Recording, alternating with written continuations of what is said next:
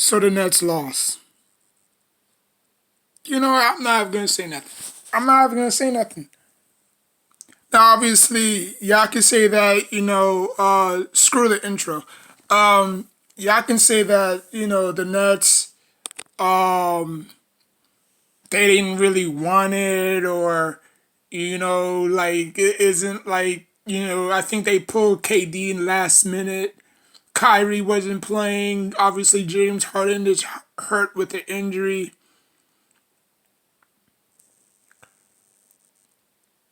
This is going to be a bloodbath. If these two wind up playing together, whatever their seeding is, if those two wind up facing each other, it's gonna be looking ugly. You know what I'm saying? Like I said, man, I just think Philly has Brooklyn Nets number. You know, I think Philly got something that Brooklyn Nets don't got, and it's not heart, it's not fight, it's not will. It's something that you can't teach. Keyword, something that you can't teach, and that's coaching. See, unlike the Brooklyn Nets, Doc Rivers have won a championship, right? Now, y'all might say, well, Kevin Durant, not Kevin Durant, but okay, you can say Kevin Durant and Kyrie Irving won championships. It's all about coaching. The players go out and play, the coaches coach. Now, obviously, this is Steve Nash's first coaching gig. Did Steve Nash play any defense in his heyday? No.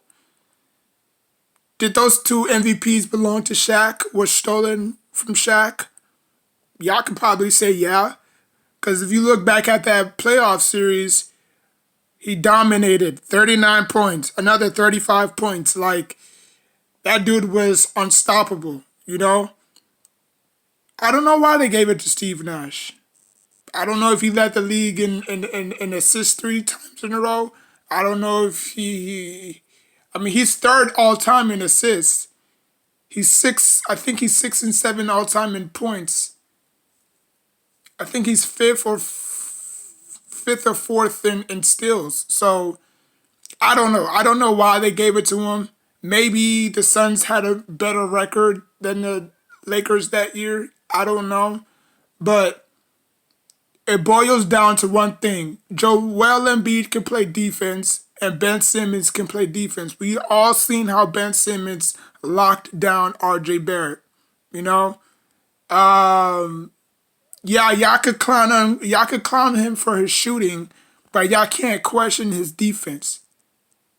And like I said, defense wins you championships, offense sells you tickets or win you games or score points. Offense scores points, defense wins championships. When you need that last extra possession, that last extra block, steal to win the game, defense carries you wherever you go. Offense, you're always going to struggle on offense. Defense is the one particular area that you don't have to struggle. You never have to struggle. Why do you think the offensive linemen, defensive linemen or defensive tackles or cornerbacks or linebackers or free safeties, they know their place right then and there. They know their place right then and there. Why does it take so long for a wide receiver to catch up, or a tight end, or a running back? You know what I'm saying? It's called adjustments, ladies and gentlemen. And I believe this is going to be a great, great series. Now, if the Nets and Philly meet up, I'm thinking this game might go to 7. This game might end in 4, end in 5, end in 6, or end in 7, or probably just end in 6 and 7 or 5. You know what I'm saying? Because I think it's just gonna go back and forth. Whoever has home court advantage, which obviously it's not gonna matter. But in hindsight, that gives the team with the home court advantage leverage. which obviously is going to be Philly because I think Philly can win most of their games going forward. Nets, not so much. You know, Kyrie's in and out. James Harden is in and out.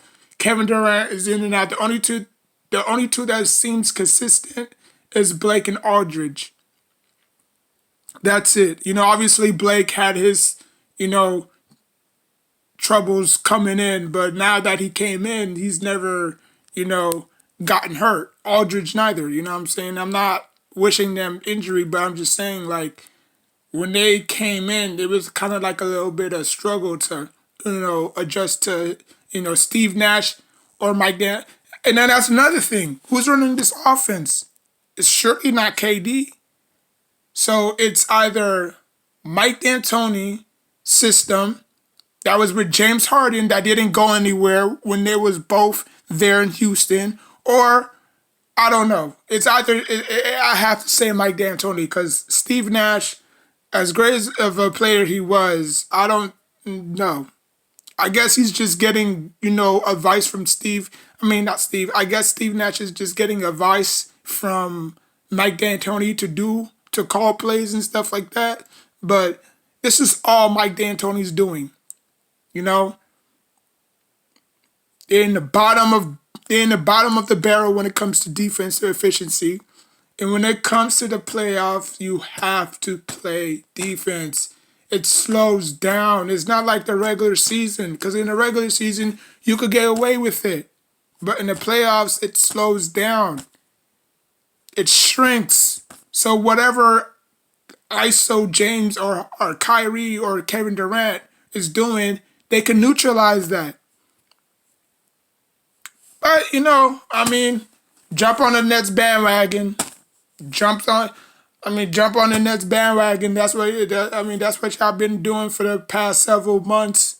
You know, I mean, any team that's have 3 All-Stars, because I'm only counting the 3. I'm not counting Blake or Aldridge. I'm just counting KD, Kyrie, and James Harden. I don't know where you get these 6 All-Stars. Okay, yes, they all 6 All-Stars, but the main 3 players is the names that I just mentioned.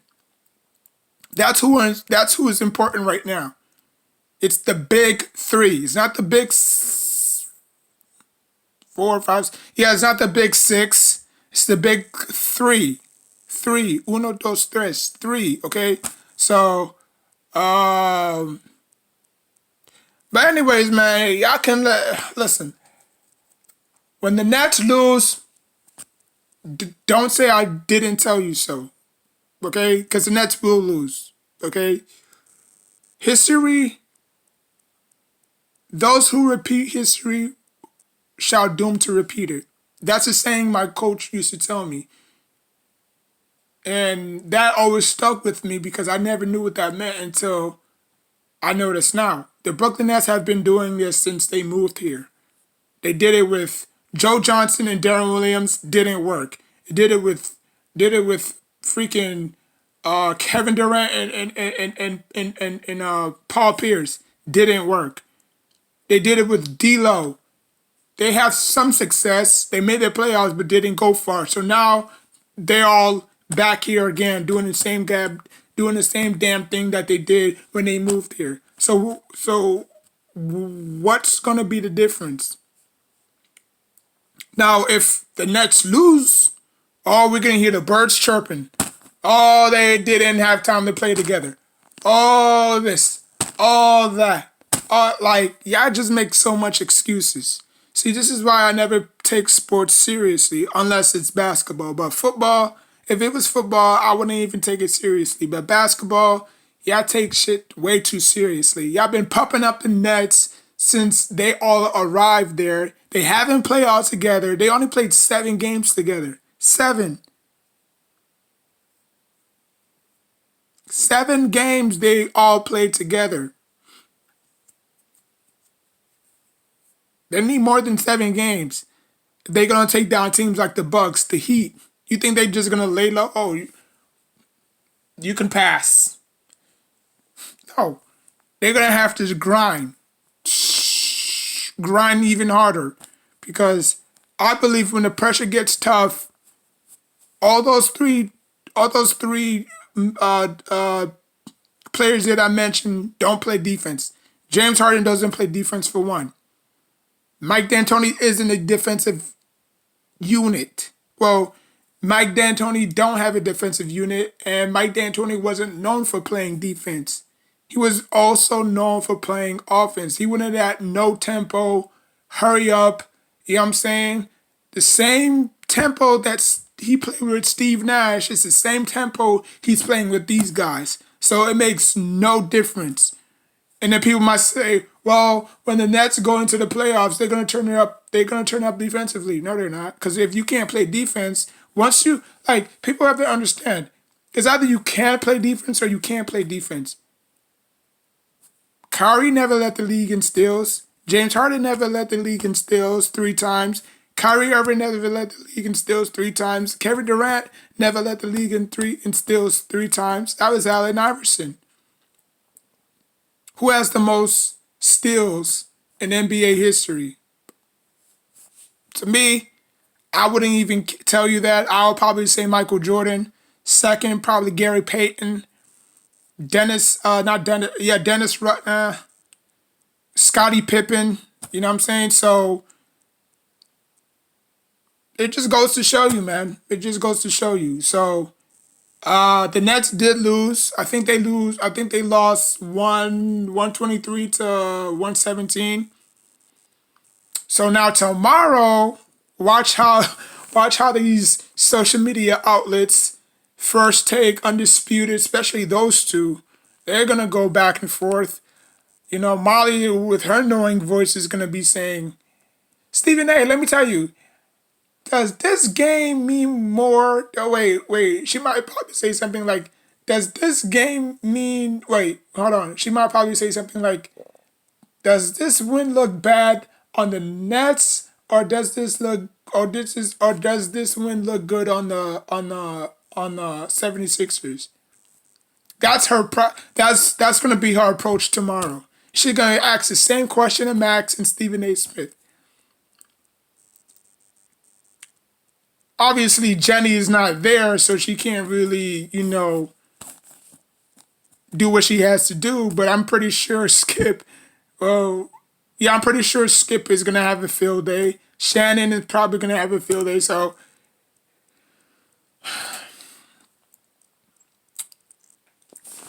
it just sucks. It really does. Now, obviously, this is just one game. I'm not saying that, this game is going to define who they are moving forward. I give it to them. Nets are a very good team when they can be. When they turn it up, they can score with the likes of anybody. And that's the number one problem with the Philadelphia 76ers. They don't have anybody to score. Yes, they got Dwight Howard and Danny Green, but that's not going to be enough.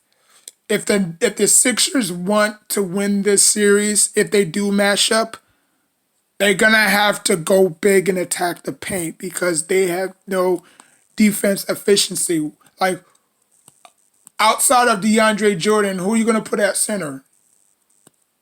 DeAndre might get in foul trouble. And if he does that, who are you going to put at the 5?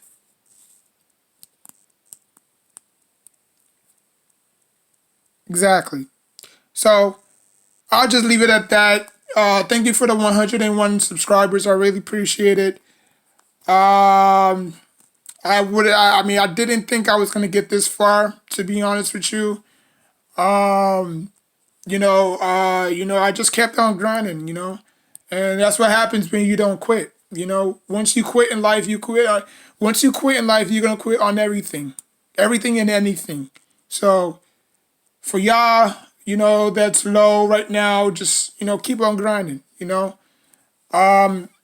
If not, then just go to YouTube, not YouTube, but just go to Facebook if you have Facebook and go to like groups and stuff so they can help you out.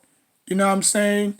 Most of them probably don't help you out, but the ones that do, they'll subscribe to you if they can, or they'll reply to you if they can.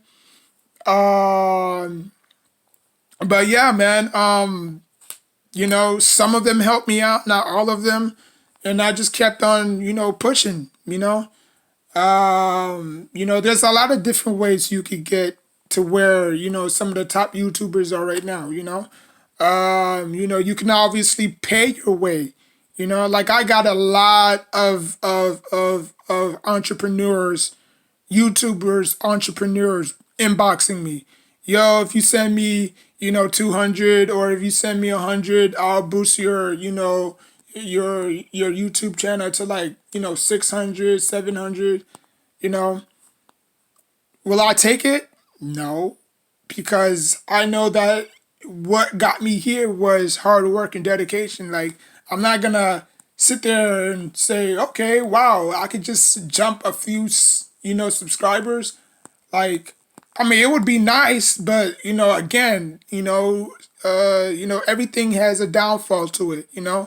Like, yeah, I can have 700 subscribers, but not one of them may even respond. Not one of them may even comment, you know? So that's the one thing about entrepreneurs. They're very, very sneaky. They'll try to sell you stuff that you know damn well you're not gonna get your money guaranteed, and then obviously they go off with 200 of your dollars, and then now you're stuck with 700 subscribers who's probably bots anyways. So I mean, it is what it is. Um, but I would say this: they did help me grow up my Instagram account, though. That was free. That one was free. I'm not gonna lie. As y'all can see from my other video earlier, when I hit 1K on my subscription on my Instagram, that was really legit. I went on live not too long ago, and 9 people was actually viewing me. So that one was pretty good, because before I was like I was at 700, and I was at 791. Now I just had like, 100 and what, 17. So yeah. But anyways, man, I appreciate the 101 subscribers. I'm pushing to 200. It's gonna be a long stretch, but I think I can pull it off. I think I can pull it off. So I appreciate it. Till next time, take care of yourself and each other. And yeah.